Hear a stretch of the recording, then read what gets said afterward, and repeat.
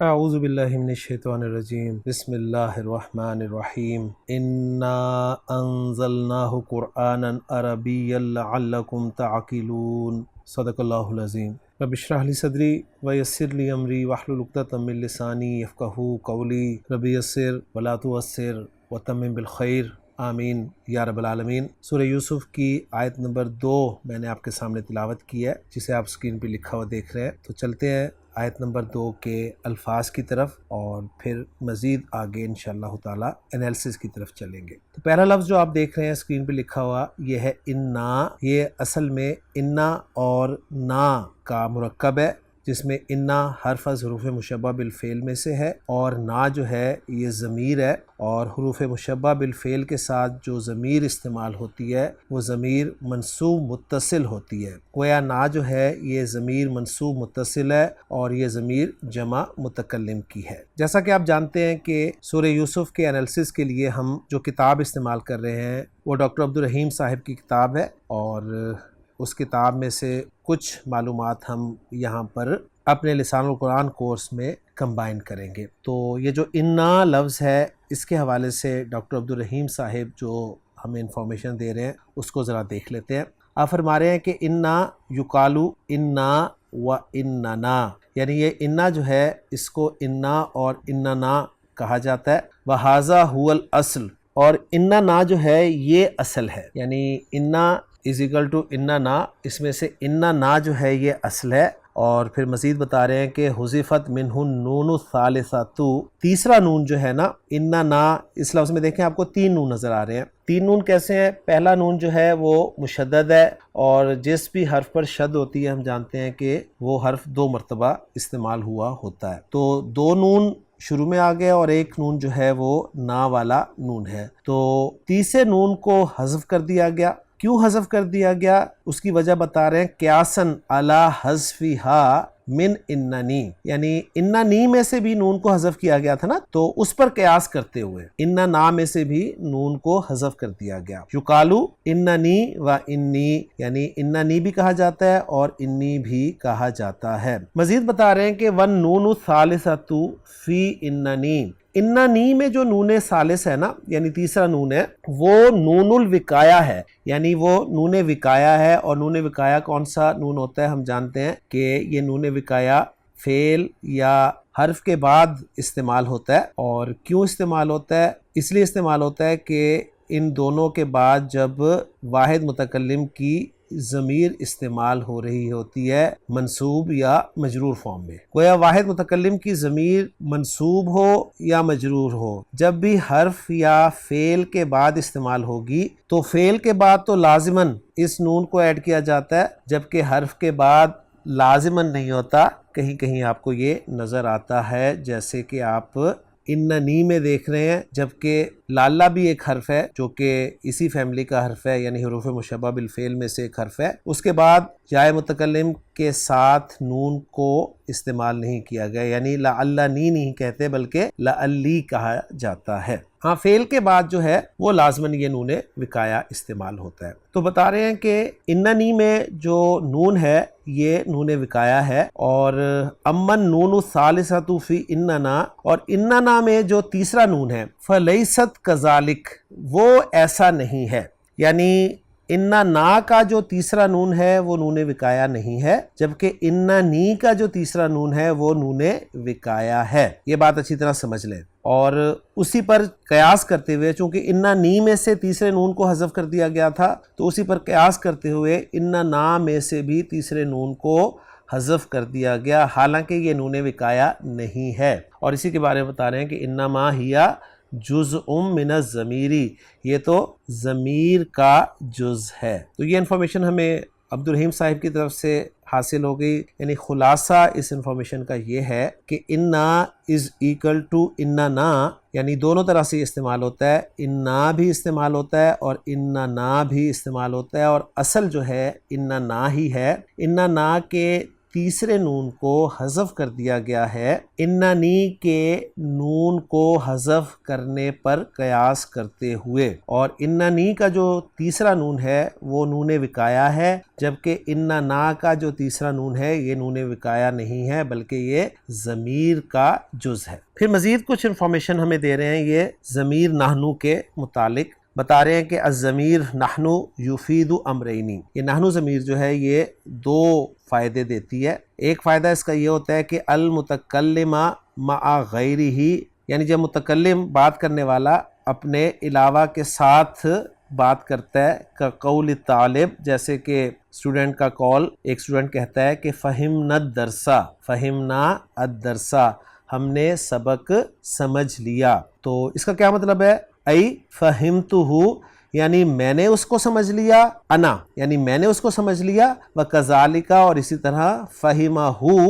زملائی، میرے class fellow نے بھی اس کو سمجھ لیا۔ تو گویا متکلم جو ہے اپنے ساتھ کسی اور کو ملا کر یہ بات کہتا ہے کہ فہمنا الدرسا، ہم نے سبق سمجھ لیا، تو اس سے مراد متکلم اپنے علاوہ کے ساتھ ہوتا ہے۔ دوسرا فائدہ جو نحنو ضمیر سے حاصل ہوتا ہے وہ ہے والمتکلم المعظم نفسہ۔ عظم یعظم تعظیماً کے معنی ہوتے ہیں احترام کرنا، بڑائی بیان کرنا، عزت دینا، تو گویا متکلم جو ہے وہ اپنی بڑائی بیان کرتے ہوئے کہتا ہے کقول الوالی، جیسے کہ والی کہتے ہیں حکمران کو، جیسے کہ حکمران کہے امرنا بقضا، امرنا ہم نے حکم دیا اس کا، ونہینا ان قضا اور ہم نے منع کیا اس سے۔ تو حکمران جو ہے وہ ہوتا واحد ہے، لیکن اپنی بڑائی بیان کرتے ہوئے وہ کہتا ہے کہ ہم نے اس کا حکم دیا اور ہم نے اس سے منع کیا۔ جب حکمران یہ کہہ سکتا ہے تو جو اصل حکمران ہے اسے تو زیادہ زیبا ہے کہ وہ یہ کہے، لہٰذا آگے آپ بتا رہے ہیں کہ وَمِنْهُ قَوْلِهِ تَعَالَى، جیسے اللہ تعالیٰ نے فرمایا کہ اِنَّا أَنزَلْنَاهُ قُرْآنًا عَرَبِيًّا، تو اللہ نے اپنے لیے بھی نحنو کی ضمیر جو ہے وہ استعمال کی ہے۔ اکثر اسٹوڈنٹ سوال کرتے ہیں کہ اللہ تعالیٰ تو واحد ہے تو اس نے اپنے لیے نحنو کی ضمیر کیوں استعمال کی ہے؟ تو سمپل سا اس کا جواب ہے کہ جی اللہ واحد ہے، اس میں کوئی شک نہیں ہے، اور ہمارے دین کا بنیادی عقیدہ یہ ہے کہ انما الہکم الہ واحد، بے شک تمہارا الہ تو صرف ایک الہ ہے۔ تو اللہ تعالیٰ واحد ہے، احد ہے، لیکن اللہ تعالیٰ چونکہ بادشاہ ہے اور حقیقی بادشاہ ہے، جب دنیاوی بادشاہ، دنیاوی حکمران اپنے لیے جمع کا صیغہ استعمال کر سکتے ہیں، تو حقیقی بادشاہ تو زیادہ حقدار ہے اس کا کہ وہ اپنے لیے جمع کا صیغہ استعمال کرے۔ تو اللہ تعالیٰ نے قرآن مجید میں اپنے لیے انا کا اور یعنی واحد کی ضمیر استعمال کی ہے، اور جمع کی ضمیر بھی اللہ تعالیٰ نے استعمال کی ہے اپنے لیے۔ تو یہ تھی انفارمیشن پہلے لفظ انا کے حوالے سے جو میں نے آپ کے سامنے رکھ دی ہے۔ اس کے بعد اگلے لفظ کی طرف آتے ہیں، وہ ہے انزلناہ۔ انزلناہ اگر اس کو ہم دیکھیں تو یہ اصل میں ہمیں دو الفاظ کا مرکب نظر آ رہا ہے، اور مزید ڈیٹیل میں جائیں تو تین الفاظ کا مرکب ہے۔ تو پہلے دو الفاظ پہ بات کریں تو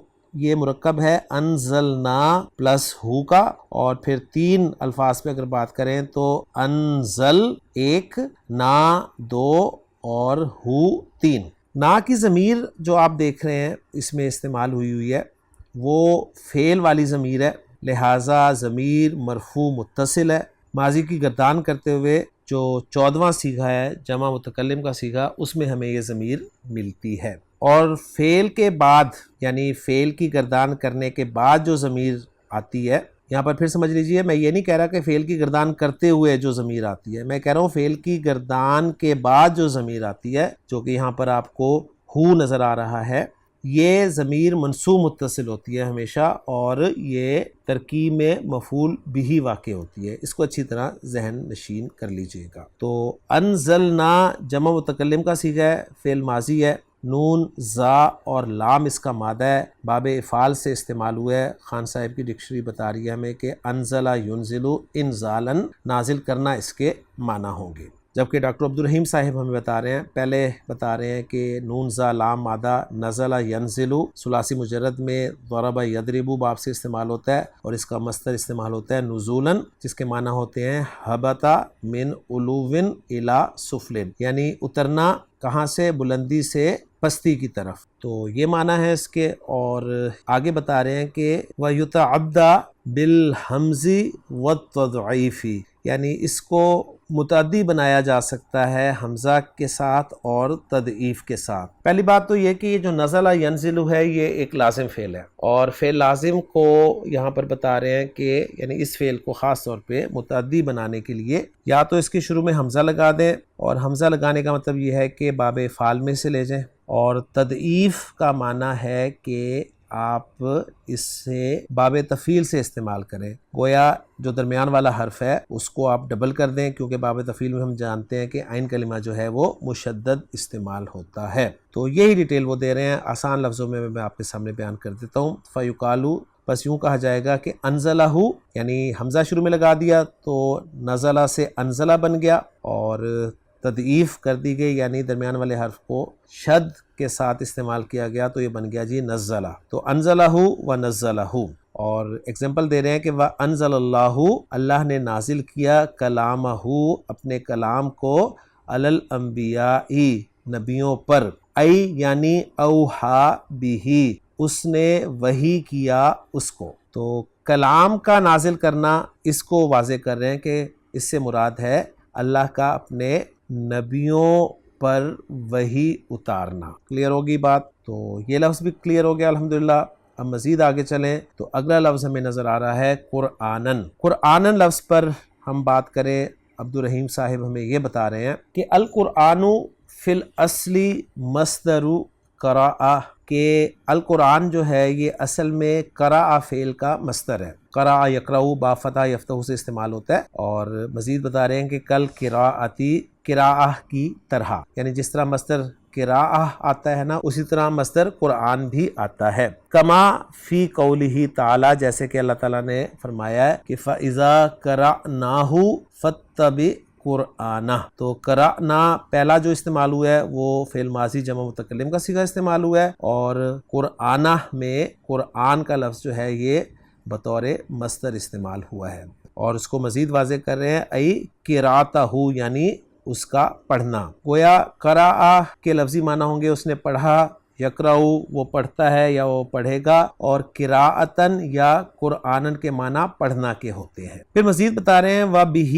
سُمِّيَ کتاب اللہ العزیز، اور اسی وجہ سے چونکہ اللہ کی کتاب جو ہے وہ بھی پڑھی جاتی ہے تو اس کا نام جو ہے وہ قرآن رکھ دیا گیا۔ اگلا لفظ جو ہے وہ ہے عربین۔ عربین جو ہے یہ سمپل ہے جی، اس کو بھی دیکھ لیں ڈاکٹر عبدالرحیم صاحب کی زبانی کہ عربی ای باللغت العربیہ، یعنی عربی زبان مراد ہے یہاں پر۔ اس کے بعد اگلا لفظ جو ہے وہ ہے لعل، جو کہ حرف از حروف مشبہ بالفعل میں سے ہے، اور اس کے بارے میں انفارمیشن ڈاکٹر عبدالرحیم صاحب یہ دے رہے ہیں کہ تفید لعل الترجی والاشفاق، یعنی لعل جو ہے یہ ترجی اور اشفاق کا فائدہ دیتا ہے۔ اب ترجی کے کیا معنی ہے؟ ترجی کے معنی امید کے ہیں، اور اشفاق کے معنی اندیشہ کے ہیں، یہ ذہن میں رکھیے گا۔ مثال ترجی، ترجی کی مثال دے رہے ہیں قولک لعلک بخیر، جیسے آپ کسی سے کہیں کہ لعلک بخیر، تم خیریت سے ہوگے، امید ہے تم خیریت سے ہوگے، یعنی ارجو میں امید کرتا ہوں، ان تکون بخیر، کہ تم خیریت کے ساتھ ہوگے۔ وَمِنْهُ قَوْلِهِ تعالی، اور اللہ تعالیٰ کے قول میں سے ایک ایگزامپل سامنے آپ کے رکھ رہے ہیں ڈاکٹر عبدالرحیم صاحب کہ لا تدری لعل اللہ یحدث بعد ذلک امرا، سورۃ طلاق کی آیت نمبر 1 سے ریفرنس دے رہے ہیں، اور اس کا ترجمہ کچھ یوں بنے گا، محمد جونا گڑھی صاحب اس کا ترجمہ کر رہے ہیں کہ لا تدری، تم نہیں جانتے، لعل اللہ یحدث بعد ذلک امرا، شاید اس کے بعد اللہ تعالیٰ کوئی نئی بات پیدا کر دے۔ تو یہاں پر امید کے لیے ہے، یعنی شاید کا لفظ ہم اردو زبان میں امید کے لیے بھی استعمال کرتے ہیں۔ اس کے بعد مزید بتا رہے ہیں اما الاشفاق، جہاں تک اشفاق کا تعلق ہے تو فقا قولک، تو جیسے آپ کہتے ہیں کسی سے لعلہ مریض، شاید وہ بیمار ہے، ای اخشا، یعنی میں ڈرتا ہوں، مجھے خوف ہے، ان یکون مریدن، کہ وہ بیمار ہو، یعنی میں اس کے بیمار ہونے سے خوف زدہ ہوں۔ اور اس کو پھر ایگزامپل کے طور پر پیش کر رہے ہیں نبی کریم صلی اللہ علیہ وسلم کے قول سے، یعنی وَمِنْهُ قول النبی صلی اللہ علیہ وسلم فی حجۃ الوداع، آپ صلی اللہ علیہ وسلم نے حجۃ الوداع کے موقع پر فرمایا تھا، فَإِنِّي لَا أَدْرِي، اس لیے کہ میں نہیں جانتا، لعلی، شاید میں، لا احج، نہ حج کروں، بعد حجتی حاضی، اپنے اس حج کے بعد۔ تو یہاں پر یہ امید کے لیے نہیں ہے بلکہ اشفاق کے لیے ہے، اور جس حدیث سے یہ الفاظ لیے گئے ہیں اس حدیث کا ریفرنس بھی ڈاکٹر عبدالرحیم صاحب نے لکھ دیا ہے کہ یہ امام مسلم رحمہ اللہ اپنی مسلم میں اس کو لے کر آئے ہیں، اور اس کا نمبر بھی انہوں نے لکھ دیا۔ اس کے بعد لعلہ کے بعد جو آپ ضمیر دیکھ رہے ہیں کم کی، یہ جمع مذکر حاضر کی ضمیر ہے، اور ظاہر بات ہے جیسے کہ میں پہلے عرض کر چکا ہوں کہ حروف مشبہ بالفعل کے بعد جو ضمیر آئے گی وہ ضمیر منصوب متصل ہوگی، تو یہ ضمیر منصوب متصل ہے۔ اس کے بعد اگلا لفظ ہے تعقلون۔ تعقلون جو ہے یہ فعل مضارع کا صیغہ ہے جس میں تا علامت مضارع ہے، اور اونا کی آواز بتا رہی ہے کہ جمع مذکر کا صیغہ ہے، تو گویا جمع مذکر حاضر کا یہ صیغہ ہے۔ باقی عین کاف لام مادہ اس کا بچتا ہے، جیسے آپ خان صاحب کی ڈکشنری میں بھی دیکھ سکتے ہیں، جیسا کہ آپ کو دکھایا جا رہا ہے، اور عبدالرحیم صاحب کی بک کی مدد سے بھی ہم اس کو سمجھنے کی کوشش کرتے ہیں۔ فرماتے ہیں کہ اکل الشیء، جس میں اکلا فعل ماضی کا صیغہ استعمال کیا انہوں نے، اور الشیء جو ہے اس کے مفعول بہ کے طور پہ استعمال کیا ہے، اور آگے اکلا کا فعل مضارع لا رہے ہیں یعقلو، گویا ضرب یضرب سے یہ استعمال ہوا ہے، اکلا یعقلو، اور یعقلو کے بعد جو ہو کی ضمیر ہے وہی الشیء کی طرف لوٹ رہی ہے، گویا مفعول بہ ساتھ ہی ذکر کر رہے ہیں، اور مصدر ساتھ بیان کر رہے ہیں عقلاً۔ پھر بتا رہے ہیں کہ یہ مم بابی ضربہ، یعنی ضربہ باب سے ہے، اور اس کے معنی ہے تدبرہ، یعنی غور کرنا، اور آگے مفعول بہ ذکر کر رہے ہیں۔ اور اس سے پھر اسم الفاعل جو بنے گا وہ بتا رہے ہیں کہ فہو عاقل، عاقل اس سے اسم الفاعل بنے گا جس کی جمع اقال اور اقلاء آئے گی۔ اقال فعال کے وزن پہ جمع ہے، جیسے کافر کی کفار، فاجر کی فجار، طالب کی طلاب، اور اقلاء جو ہے یہ فعلاء کے وزن پہ جمع ہے، جیسے غریب کی غرباء، امیر کی امراء، جاہل کی جہلاء، عالم کی علماء۔ تو ساری انفارمیشن آپ کے سامنے آ گئی ہے، تو الحمدللہ جی آیت کے الفاظ کو ہم نے تفصیل سے سمجھ لیا ہے۔ اب ہم آتے ہیں اس آیت کے گرامیٹیکل انالیسس کی طرف۔ اس آیت کے گرامیٹیکل انالیسس کی طرف چلیں گے تو ہمیں یہ بات پتہ چلی ہے کہ انا سے یہ جملہ شروع ہو رہا ہے، اور انا سے جو جملہ شروع ہوتا ہے وہ جملہ اسمیہ ہوتا ہے، کیونکہ انا جو ہے وہ جملہ اسمیہ کے شروع میں ہی آتا ہے۔ تو جب بھی انا آئے گا آپ کے سامنے تو انا کا ایک اسم آپ نے تلاش کرنا ہے اور ایک خبر تلاش کرنی ہے۔ انا کا اسم منصوب ہوتا ہے اور انا کی خبر مرفوع ہوتی ہے۔ انا کی خبر جو مرفوع ہوتی ہے وہ تین صورتوں میں آ سکتی ہے، یا تو وہ مفرد ہوتی ہے یعنی سنگل ورڈ کے طور پہ آئے گی، یا پھر وہ جملے کے طور پہ آ سکتی ہے، یعنی مفرد کا لفظ جو ہے یہ میں جملے کے مقابلے میں بول رہا ہوں۔ اور پھر جملہ اگر آئے گی تو وہ جملہ اسمیہ بھی ہو سکتا ہے، جملہ فعلیہ بھی ہو سکتا ہے۔ اگر جملہ فعلیہ آئے گی تو وہ جملہ فعلیہ جو ہے اس کا فعل ماضی بھی ہو سکتا ہے اور فعل مضارع بھی ہو سکتا ہے۔ یہ دوسری صورت تھی، اور تیسری صورت جو ہے انا کی خبر آنے کی وہ یہ ہے کہ انا کی خبر شبہ جملہ کے طور پر بھی آ سکتی ہے، اور شبہ جملہ کی ٹرمینالوجی جب بھی ہم استعمال کریں گے اس سے مراد جار مجرور ہوگا یا ظرف اور مضاف الیہ ہوگا۔ تو انا کی خبر تین طور پہ آ سکتی ہے۔ یہاں پر ہم دیکھیں گے کہ انا کی خبر جو ہے وہ کس طور پر آئی ہے۔ تو سب سے پہلے ہم انا کے اسم کو جاننے کی کوشش کریں گے۔ تو انا کا اسم جو ہے وہ نا ضمیر منصوب متصل ہے، جس میں سے ہمیں صرف الف نظر آ رہا ہے، جیسے کہ ہم تفصیل سے بات کر چکے ہیں کہ انا از ایکل ٹو انا نا۔ تو جو انا کا اسم نا تھا اس میں سے نون کو حذف کر دیا گیا اور الف کی صورت میں وہ آپ کو نظر آ رہا ہے۔ تو یہ انا کا اسم ہے، اور انا کی خبر کی جگہ پر آ رہا ہے انزلناہ۔ اب انا کی خبر جو ہے یہ جملہ کی صورت میں آ رہی ہے، اور کون سا جملہ بن رہا ہے؟ یہ جملہ فعلیہ ہے، کیونکہ انزلنا پر ہم تفصیل سے بات کر چکے ہیں، اور کون سا فعل ہے؟ یہ فعل ماضی ہے۔ تو ساری باتیں انشاءاللہ تعالیٰ آپ کے سامنے کھلتی جائیں گی۔ تو اب اس خبر کو ہم اگر اینالائز کریں تو یہ ہے جی انزلناہ، یہاں تک اگر دیکھیں، جس میں انزلنا فعل با فاعل ہے، نا ضمیر مرفوع متصل اس کا فاعل ہے، اور ہا ضمیر منصوب متصل جو ہے یہ مفعول بہ ہے، اور پھر انزلناہو فعل اپنے فاعل اور مفعول بھی سے مل کر جملہ فعلیہ خبریہ ہو کر محلاً مرفوع خبر بنے گا انا کی، اور پھر انا اپنے اسم اور خبر سے مل کر جملہ اسمیہ بن جائے گا اگر ہم اتنا ہی جملے کو رکھیں تو۔ لیکن چونکہ یہ جملہ آگے چل رہا ہے تو ہم مین پارٹس بنا کر جملے کے آگے جو کچھ پڑھیں گے اس کو انہی پارٹس سے ریلیٹ کرتے جائیں گے انشاءاللہ تعالی۔ آگے لفظ آ رہا ہے قرآنن۔ قرآنن کا لفظ جیسے کہ ہم نے ابھی پڑھا ہے کہ یہ مصدر ہے اور یہاں پر منصوب استعمال ہوا ہے اور نکرہ استعمال ہوا ہے، تو یہاں پر یہ قرآن جو ہے یہ قرآن کے معنی میں استعمال نہیں ہوا بلکہ یہ ریڈر کے معنی میں استعمال ہوا ہے، اور منصوب یہ اس لیے استعمال ہوا ہے، ڈاکٹر عبدالرحیم صاحب بھی بتا رہے ہیں کہ قرآنن یہ حال ہے، یعنی بطور حال استعمال ہوا ہے، اور پھر مزید انفارمیشن دے رہے ہیں کہ الاکثر فی الحال ان تکون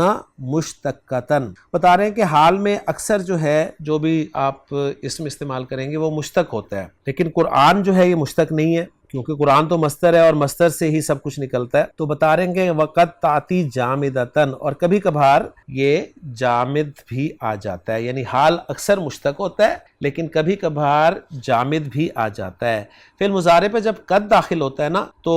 قد فعل مضارع پر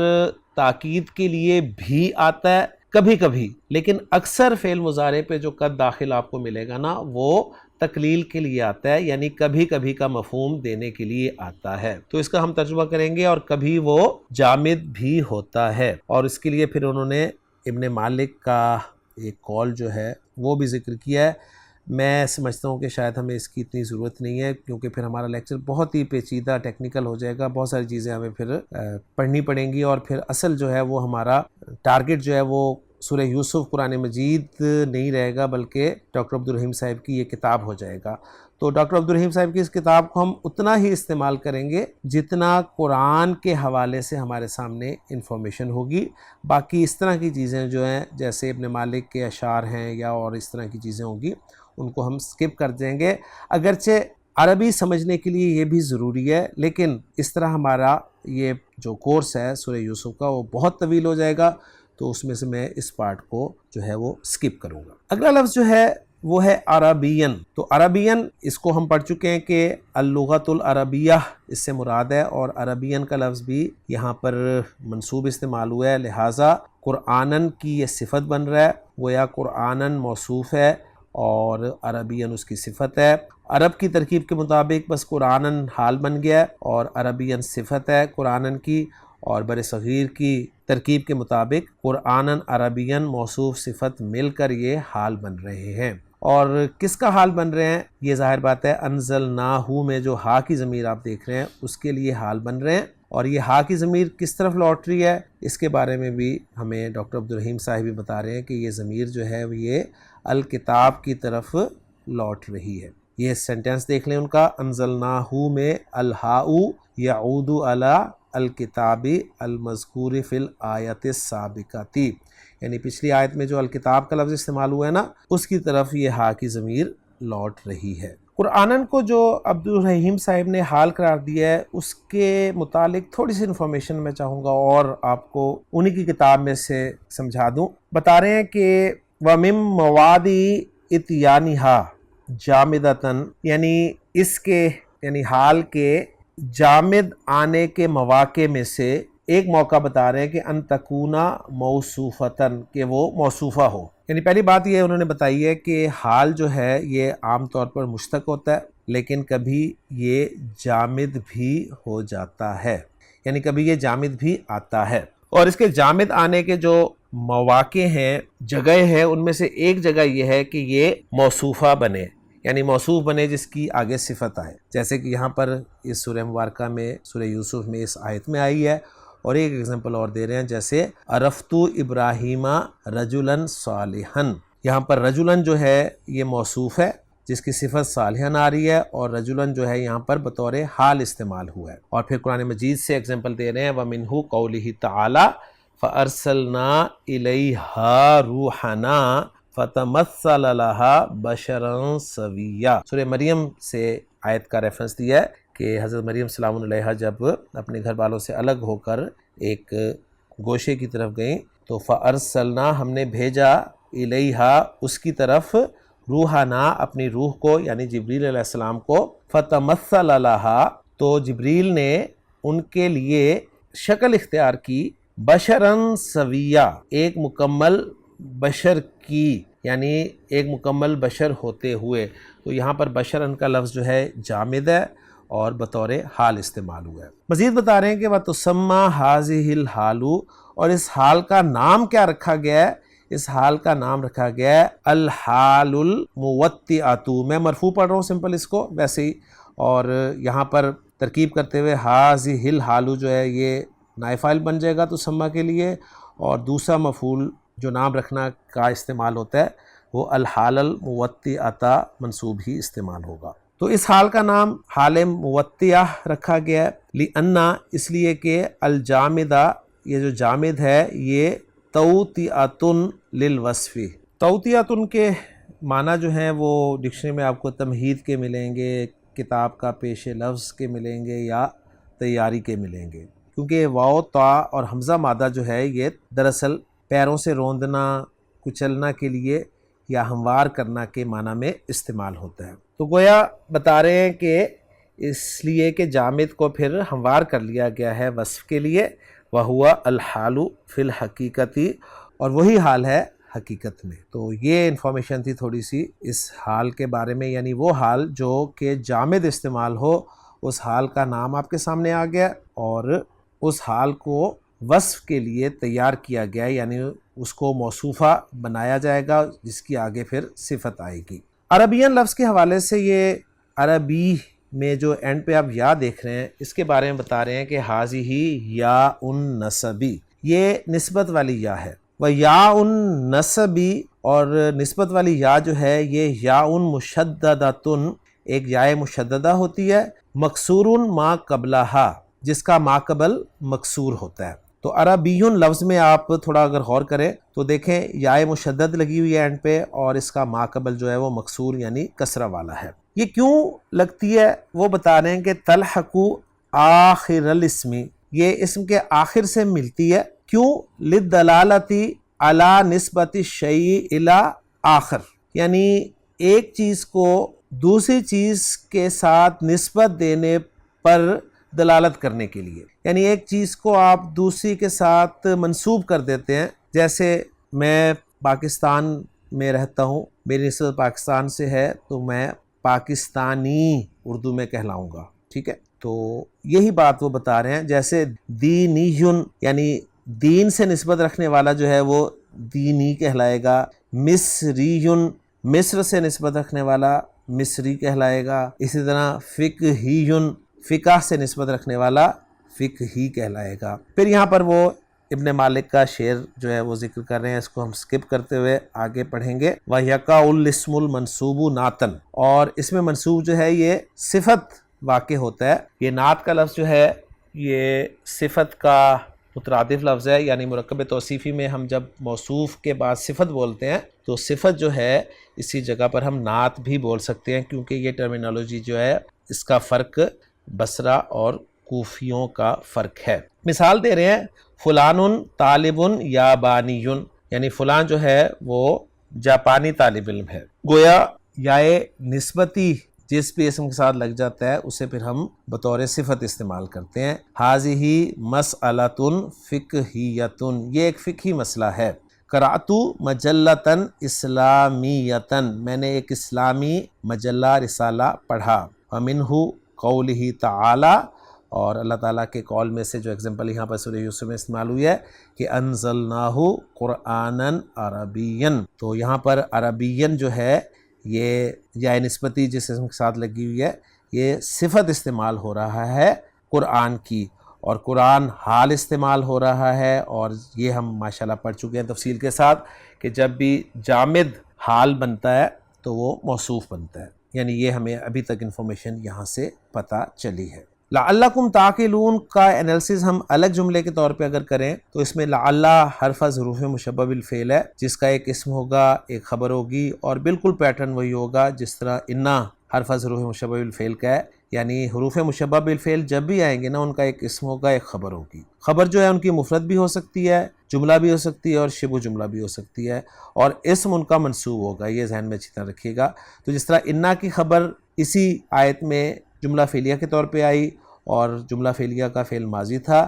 اسی طرح اگر تھوڑا سا غور کریں تو لعلہ کا اسم یہاں پر ضمیر ہے، کم ضمیر منصوب متصل، اور لعلہ کی خبر جو ہے وہ تعقلون جملہ فعلیہ کے طور پر آ رہی ہے، اور وہ جملہ فعلیہ جو ہے اس جملہ فعلیہ کا فعل یہاں پر فعل مضارع استعمال ہوا ہے جس پر ہم تفصیل سے پہلے بات کر چکے ہیں. لہٰذا یہ جملہ فعلیہ جو ہے یہ محلاً مرفوع قرار دیا جائے گا،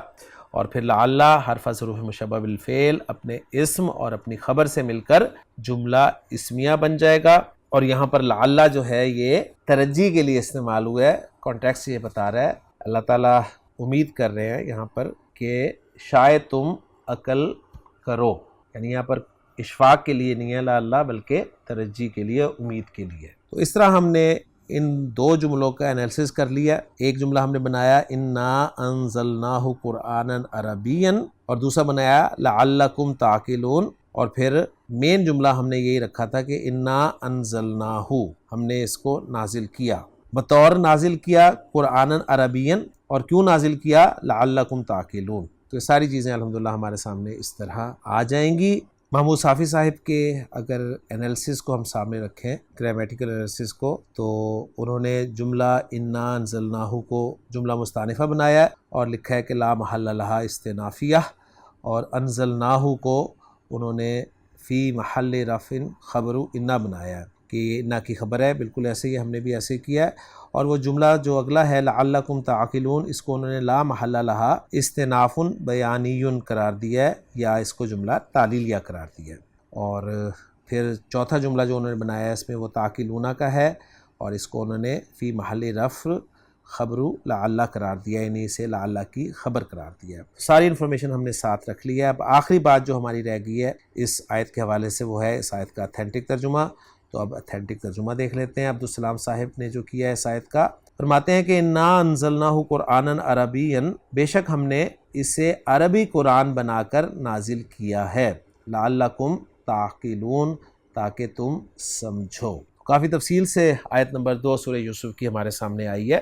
میں امید کرتا ہوں کہ یہ چیزیں آپ کو سمجھ بھی آ رہی ہیں اور آپ کو فائدہ بھی دے رہی ہیں. لیکن میں جب لیکچر کے اپلوڈ ہونے کے بعد لیکچر کے ویوز دیکھتا ہوں یا کومنٹس دیکھتا ہوں یا ڈس لائکس کو دیکھتا ہوں تو تھوڑی سی مایوسی ہوتی ہے کہ شاید لوگوں کو یہ طریقہ کار اچھا نہیں لگا، پسند نہیں آیا، اس لیے ڈس لائکس بھی کچھ زیادہ ہیں اور